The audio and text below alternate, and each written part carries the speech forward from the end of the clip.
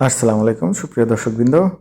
আজকে আপনাদের শেখাবো কিভাবে রিমিনি অ্যাপ এবং ইনশুট অ্যাপের যে অ্যাডগুলো আসতো, মোটামুটি একটা প্রিমিয়াম ভার্সনের যে কোনো কিছু এক্সপোর্ট করতে গেলে যে ধরনের অ্যাডগুলো আসতো, বিশেষ করে রিমিনি অ্যাপসের আপনি যেখানে ক্লিক করতেন প্রতি ক্লিকে দেখা যেত যে 1 মিনিট 1.5 মিনিট এমনকি হচ্ছে গিয়ে 30 সেকেন্ডের ভিডিও আসতো, অ্যাড আসতো। তো সুপ্রিয় দর্শকবৃন্দ, তখন এই অ্যাডগুলো কীভাবে বন্ধ করা যায়, বিশেষ করে আমাদের সর্বপ্রথম ফোকাস আছে রিমিনি অ্যাপে। চলুন আমরা সেই জিনিসটাই দেখাবো। বেশি কথা না বাড়িয়ে সরাসরি কাজে চলে যাই। তো প্রথমে আমাদের করতে হবে কি, আপনাদের ফোনে থাকা সেটিং অপশনে আসতে হবে। যে হচ্ছে আমাদের ফোনে থাকা সেটিং অপশন। তো সেটিং অপশন খুঁজে বের করার পরে আমাদের সর্বপ্রথম কাজ হচ্ছে সার্চ বাটন আছে, বা সার্চ বাটনে আমাদের ক্লিক করতে হবে। ক্লিক করার পর এখানে লিখতে হবে প্রাইভেট, PRIVATE, প্রাইভেট DNS। এটা যখনই আপনি লিখবেন, লেখার সাথে সাথে দেখবেন যে আপনার এই যে একটা প্রাইভেট ডিএনএস নামে একটা অপশন চলে আসছে। তো এই প্রাইভেট ডিএনএস এর উপরে একটা ক্লিক করবেন।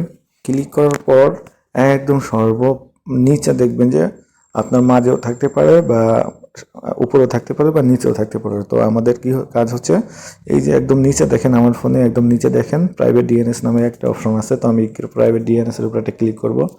তো ক্লিক করার পর আপনাদের সম্ভবত অটো থাকতে পারে বা অফও থাকতে পারে, ঠিক আছে।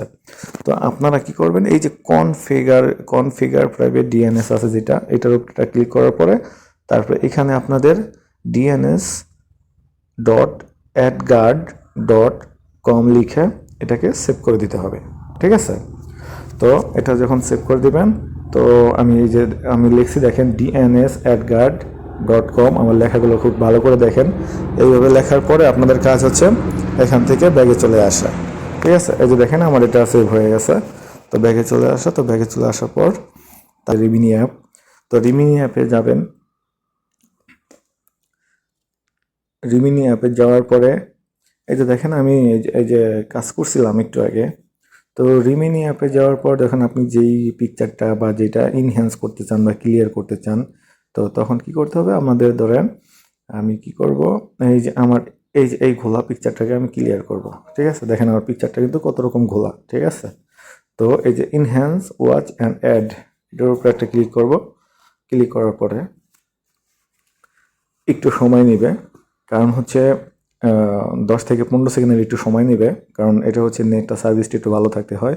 আর আর হচ্ছে দেখা যাচ্ছে আগে আপনার এই ইনহ্যান্স করতে গেলে মিনিমাম কমপক্ষে একটা ক্লিক করতে আপনার 1 মিনিটের একটা অ্যাড চলে আসতো।